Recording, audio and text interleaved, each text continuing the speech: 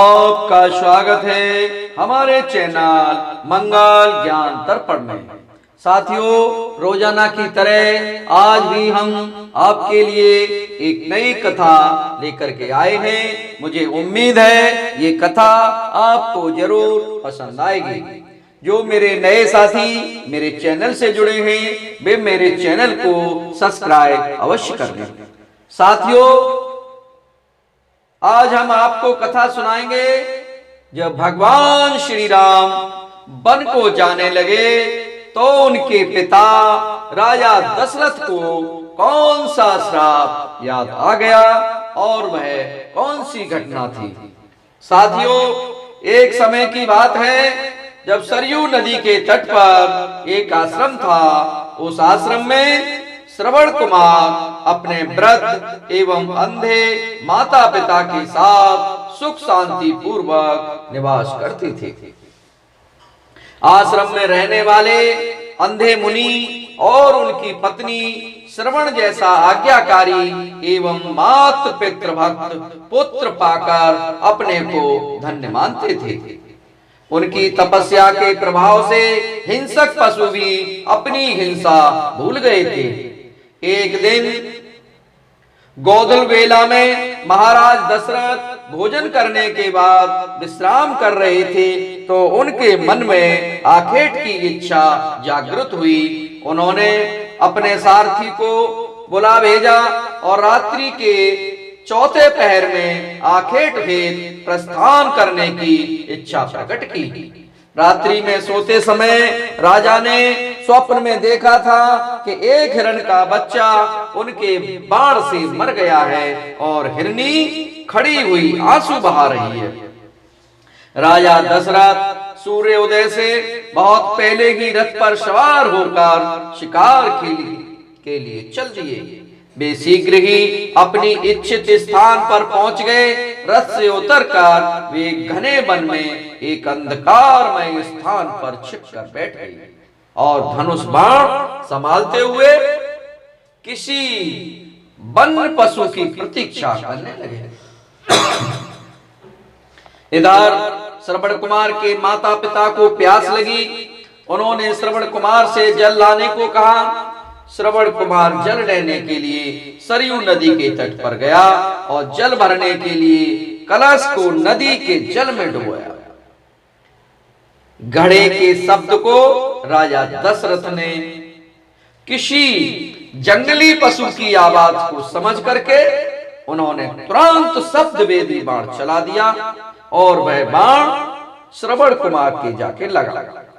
श्रवण कुमार चीत्कार करता हुआ धरती पर गिर पड़े। मानव का स्वर सुनकर राजा दशरथ चिंतित हो उठे और प्रभु के कल्याण कर कहते हुए नदी के किनारे पर पहुंच गए। राजा दशरथ के बाण से घायल हुए श्रवण कुमार नदी के तट पर पड़े थे। वह अपने माता पिता की चिंता में व्याकुल थे और बिलख बिलख कर रो रहे थे।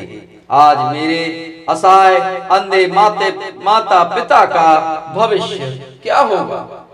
श्रवण कुमार ने दुखी मन से राजा से कहा कि उन्होंने श्रवण को ही नहीं मारा है अपितु उनके माता पिता की भी हत्या कर दी है। उसके माता पिता अंधे हैं, वे उनके बिना जीवित नहीं रह सकते। श्रवण कुमार ने राजा से आग्रह किया कि वो उनके माता पिता को जल पिलाया है। राजा अपनी भूल के कारण आत्मग्लानि से भर उठे और माता पिता को जल पिलाकर आने का आग्रह करके श्रवण के प्राण पखेरु उड़ गए। राजा दशरथ बहुत दुखी हुए। उन्होंने अपने सारथी को तो श्रवण कुमार के पास छोड़ दिया और स्वयं जल लेकर श्रवण कुमार के माता पिता के पास आश्रम की ओर चल पड़े। राजा दशरथ दुखी एवं चिंतित भाव से सिर झुकाए आश्रम की ओर जा रहे थे और सोच रहे थे कि इस घटना के कारण हृदय पर लगे घाव का प्रायश्चित वे किस प्रकार करें। इस संपूर्ण क्षेत्र में दशरथ के आंतरिक दंड का चित्रण हुआ।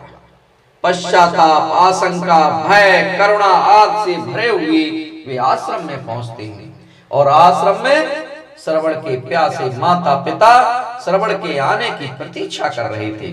उनका मन बार बार शंका से भर जाता था कि इतनी देर होने पर भी श्रवण कुमार अभी तक लौट कर क्यों नहीं आए। उसी समय दशरथ ने आश्रम में प्रवेश किया और राजा दशरथ के पैरों की आहट सुनकर श्रवण के माता पिता कहने लगे, कहाँ थे पुत्र? अरे मेरी लुकटी, वाहन मेरे, ओ मेरी आंख, तुम तो मेरी आंखें हो, तुम कहाँ रह गए थे पुत्र? इतनी देर में कैसे लौटे हो? वे दोनों राजा दशरथ को ही श्रवण समझ रहे थे। राजा दशरथ ने कहा, कृपया चल लीजिए। तो उनका भ्रम दूर हुआ और उन्होंने राजा दशरथ का स्वागत किया और उनका परिचय पूछा। दशरथ जी ने अपना परिचय अजनंदन बताकर दिया और उसके उपरांत दशरथ जी ने अपने द्वारा बाण चलाए जाने वाली घटना बताई और श्रवण के स्वर्गवासी हो जाने और स्वयं जल लेकर आने की बात बताई। तो श्रवण की मृत्यु का समाचार सुनकर श्रवण कुमार के माता और पिता अत्यंत व्याकुल हो उठे और श्रवण कुमार के पास पहुंचने की इच्छा व्यक्त करते हुए वे विलाप करने लगे। श्रवण कुमार के माता पिता पुत्र शोक में व्याकुल थे। वे करुण विलाप करते हुए, आंसू बहाते हुए दशरथ जी के साथ सरयू नदी पर पहुंचे। पुत्र के शरीर को छूकर दोनों मूर्छित हो गए और चेतना आने पर वे तरह तरह से विलाप करने लगे। राजा दशरथ को संबोधित करते हुए श्रवण के माता पिता ने कहा कि हे राजन, तुम जानबूझकर यह कृत्य करते तो पूरा रघुकुल ही दंड भोगता, परंतु यह सब कुछ तुमने अनजाने में ही किया है, अतः केवल तुम अकेले ही इसका दंड भोगोगे। उन्होंने दशरथ जी को श्राप दिया कि जिस प्रकार पुत्र शोक में मैं प्राण त्याग रहा हूँ, इसी प्रकार हे दशरथ राजा, एक दिन तुम भी पुत्र वियोग में आकर के तड़प तड़प कर अपने प्राणों को त्याग दोगे। राजा दशरथ इस श्राप को सुनकर कांप उठे। श्रवण के पिता द्वारा दिए गए श्राप से दशरथ जी व्याकुल हो उठे और श्रवण के माता पिता भी अत्यधिक अधीर थे। वे रो रो करके कुछ शांत से हुए। तब श्रवण कुमार के पिता का ध्यान दशरथ जी की ओर गया तो उन्हें शाप देने का दुख हुआ।